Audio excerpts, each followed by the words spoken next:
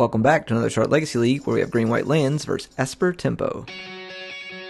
A huge thank you to the Patreon supporters who are helping the league and YouTube channel. If you would like to become a supporter, please click on the link in the show notes. If you've been enjoying our content, please be sure to like, subscribe, and leave a comment below. 7, and I'm on the play this time, ready to rock and roll and get some explorations done. And it's hoping it resolves. I get to play another land, and I do. It's a wasteland, my favorite land to play against Ryan, because he loves to play non-basics. And when he plays non-basics, I get to waste them. Except when he plays a basic, and I don't get to waste them. And for whatever reason, I picked this deck up like that to cut it. I guess I was still in Eternal Weekend mode last week when I came back and was used to doing some shit like that. Anyway, I at least can play one land and another exploration and play another land on top of it. And that's a Maze of Ith that still taps for green mana, and I get to tap his plains down and hold my wasteland up just in case he wants to play one of those non-basics that are in his hand. I'm hoping he does. He does oblige, and he plays a ponder. And he goes, he's just so used to me firing off the wasteland that fast that he just immediately put it in his graveyard. I untap, leaving him with a false sense of security that I'm not going to wasteland his land, but then I do it anyway. Alright, and then I play another Rishadan Port and pass the turn, and also copy the wasteland with my Echoing Deeps and play a Sphere of Resistance. He does choose to force will the Sphere of Resistance instead of the Exploration. Heads up play by him, not taking the bait on the Exploration. Back over to him, I'm going to tap down that plains, and he's going to draw. He does have another non-basic in hand and another basic in hand. So Swamp will allow him to not really do too much because he's not on the Esper Reanimator plan. So I get to at least tap down both of them. And I ask him before I tap both if he's floating any mana. And if he isn't, then I'll tap both in the upkeep. If he does, I would tap one during the upkeep and one during the draw step as to not give him multiple sets of mana. Another Prismatic Ending, ending my joy of my exploration. Go ahead and wasteland the other non-basic and replace it with another wasteland and tap him down. So we can see how this game is going fairly well for me. Mystical Archives, hoping he probably draws a land, doesn't find it, finds a frog. Think about wastelanding. I decide to draw a card instead to see what's going on. I believe it's another Maze of Ith, and I have lots of green mana with those mazes, but I have nothing to do, which is a plus and minus, but at the same time, we're sitting in pretty good shape here, hiding behind our ports and just drawing cards. 2 mana gets me a Sylvan Library into play, and I tap down his plains, I believe, during his upkeep as to not get Prismatic Ending yet again. Or maybe I don't, and I'm just being silly. Alright, back over to me. I at least get to draw some cards off of the Sylvan Library this time, and I think I find a Loam, which will definitely help me out in the long run. I do only get to play one land per turn, though, so I do have to be careful as to not go overboard. Finding a Saga and then being able to play a Boot and then double tap him down again is in pretty good position for us. And now we can start making constructs as well as tapping him down. Especially if I can find another land off the top of the library here. I think I find a Loam instead, though, and choose to let him kind of ride free and try and build a construct army on top of this. Nope, I do find a land. I'm trying to think of how we do this. I think we just pass it over, double tap him down, we make a construct, and then if he taps this, which he does, he plays a Tameo, which is pretty good. But I get to make a construct, and then during my upkeep, I can just float a mana, go get a stage, make a 20/20, and basically just win the game there. So there's a Pithing Needle. Looks like a Loam on top as well. I'm not quite sure what I take, but I think I decide to float a mana instead of making a construct. Nope. I guess I make constructs and just attack a whole bunch, which makes sense, I guess. Go get a map anyway. 2 Rashad Port still up. Play a Loam. Go get a Wasteland. Wasteland the Underground Sea. Oh, it dazes me. Smart move. So, in hindsight, I made a mistake here. And the mistake was I tapped the Port instead of tapping the Yavimaya. Because I do have another land to play, so I could have at least tapped him down for another turn to at least got around, or at least tapping him for a turn kind of thing. And then me not paying attention to like what I'm doing here is, I could have equipped the boots and gone that route as well. He does get to, he plays a Kaito here, that's right.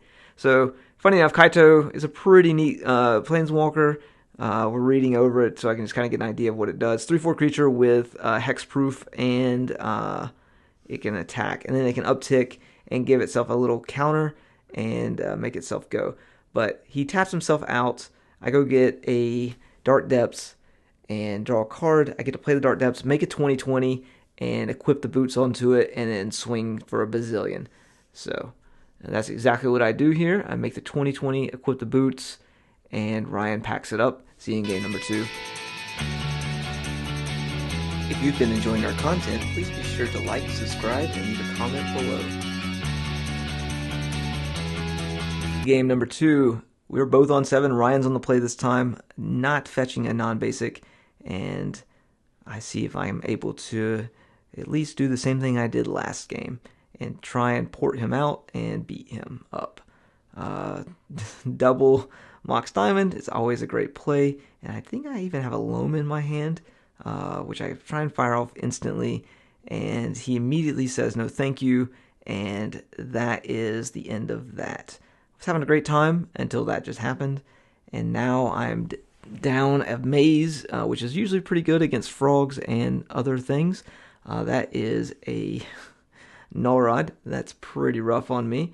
I at least have an Ancient Tomb, but I am playing, not an Ancient Tomb, a Thespian Stage and a Crocus in hand.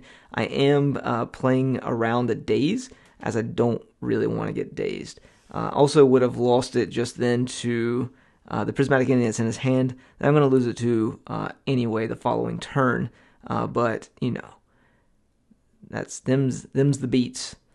So, Swords of Plowshare, fetch land in hand. Wastelands are kind of out of this. So Mana Denial plan is not really the game plan at this point, as he's denied me just as much mana, more than I can even deny him at the moment. So, follows up with a Baleful Strix.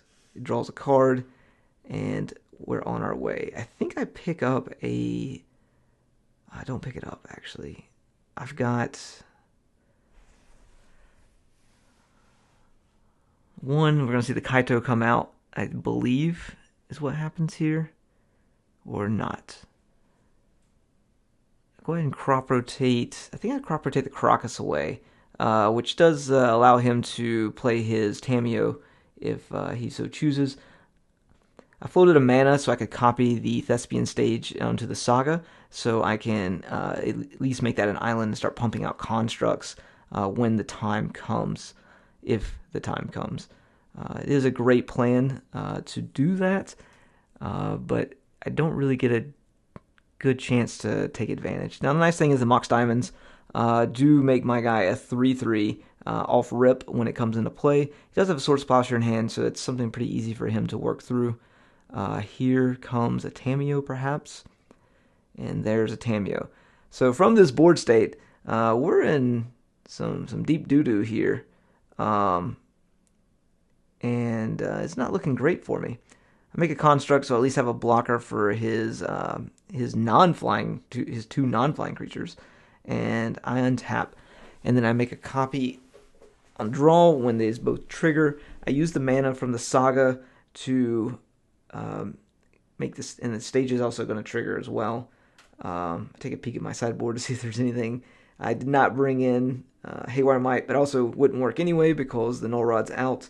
I make a copy of the Thespian Stage and make it basic planes.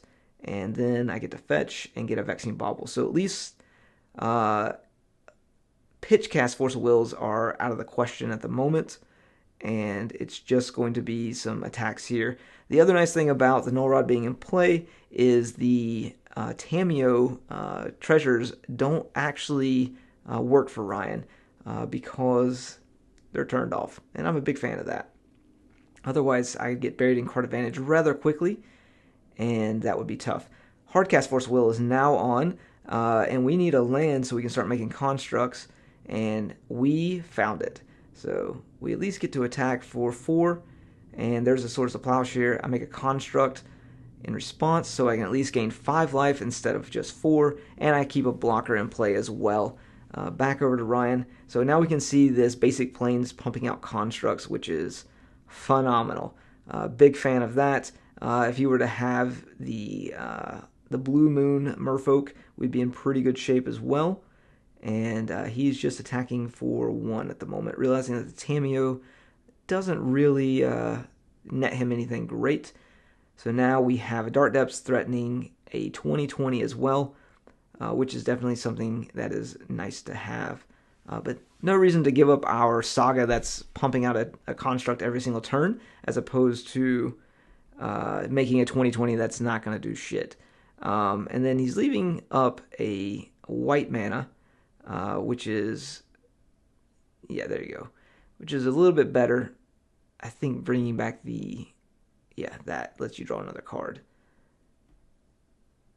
And he gets to uptick, and he can use stun counters on that thing if he wants to stun my constructs, but I can still do things. All right, so he doesn't have a Swords in hand, which is interesting, but he can replay the Belful Strix, and there's not much I can do about having a blocker and a potential for him to draw a Swords of Plowshare. Keeps me honest and not wanting to just jam a 20/20. And there's the Swords of Plowshare, as we talked about, able to draw another card, and that will actually trigger the Tamiyo as well. And now he has a Tamiyo Planeswalker that I'm going to have to deal with through a Baleful Strix and a Bowmaster. But at the time, we got to just figure out what we can do, and now we have 2 constructs in play.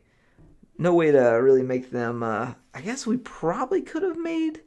No, he has a Swords. Oh, I even know that.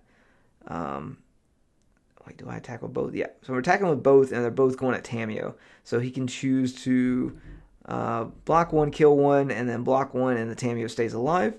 But now we've worked through that board state that was very not in my favor a few turns ago by just the power of Urza's Saga pumping out a construct every single turn, and also threatening 20/20 at any time he would tap out and not have a blocker to manage that. So pass back over to Ryan. He can start upticking that Kaito and attacking, since I can block the Kaito if I so choose. Right now it's a 3/4. If he rolls it up 1, it becomes a 4/5, but I have a 5/4, or sorry, a 5/5 construct. Man, I just did another video before this one, so I'm really struggling at this point. So he has a 4/5. I can make a 5/5, and they can trade off. Or actually, it doesn't even trade off fairly. Mine just kills it. And I kind of read Bowmaster here, but I'm willing to give up a construct to kill a Planeswalker. I was willing to give up a construct last turn to try and kill a Planeswalker. And that's what I did. So I was also willing to give it up here as well, and that's going to kill the Planeswalker. So all loyalty counters off, and he does have another Kaito in hand that he can hardcast. I thought this was a Bowmaster, and I thought this was about to be game over for me. But it is just a hardcast Kaito, and I believe he rolls it up one more time. Or he downticks and stuns. Oh, he stuns my my new 5/5. 2 stun counters on there. Thank goodness there's no Treasure Cruiser Dig Through Time in this format. Otherwise, I'd be in some trouble. Stun counter off. 1 stun counter left. Find a crop rotation another Thespian Stage to threaten 2020. We attack here. Another Swords. It's getting kind of dicey here, just because like if that Tamiyo ultimates, that's going to be tough for me. Luckily, I do have enough mana to make a Construct and make a 2020 next turn. So he's got to buy back that Swords of Plowshare with Tamiyo. That's going to give me enough to... And he doesn't buy back. He goes up to 8. Bounces this thing up to 2. And now it is a 5-6. I'm at 22 life, though. I make a Construct and think about blocking. But I find out it's a 5-6. And I was like, you know what? Let's not block. I'll just take the 5 damage. I'm in pretty good health right here, and the Tamiyo is unblocked. So, and then I'm like, all right, we can make we can make a 20-20 here. And if he has a Swords, I at least gain 20 life, and then I also get to attack the Tamiyo, which doesn't kill the Tamiyo, but it does at least net me enough to get the Tamiyo close enough to off the board. So, one of those times I wish I was playing, so, what do we have here? I think it's another Swords, right? Yeah, we Swords that. I gained 20. I just figured I'd stop at 10 life gain. And then make another Construct. That'll give me 6, and that puts Tamiyo down to 3. And now I'm not in too bad of a shape. Go ahead and take him off that 1 white mana that he has in play. Probably should have done that. It is a May ability, so he chooses not to do it. Even though he doesn't know what's on top. He's like, fuck it. And we've got a pretty big army here, and he's got to figure it out quick. The Tamiyo can downtick and go get another Swords of Plowshare. That doesn't work because of the Null Rod that's in play. He's going to attack me again. I'm at 37. I'll happily take 5 more damage. Interesting enough, he didn't uptick it to do a little bit more damage. He's going to, I don't even remember what the center thing is. Let's look right quick. Kaito, its 0 mana ability is Surveil 2, draw a card for each opponent who lost life this turn. So, he tries to crack the bobble, or the whatever the fuck that thing is. That's the spell bomb, and Null Rod is still playing into my favor here. He does go get another Swords of Plowshare, I believe. I'm going to crop rotate in response and bog him. So these crop rotations have been pretty clutch at the right time. Just being more patient with them has really paid off for me, and I got to say that patience has been key in a lot of these games where it seems like it might be an unwinnable spot, but if I just play the plan, 9 times out of 10, it ends up working out for me. And it gives me the shake. Thanks for watching. See you next time. If you've been enjoying our content, please be sure to like, subscribe, and leave a comment below.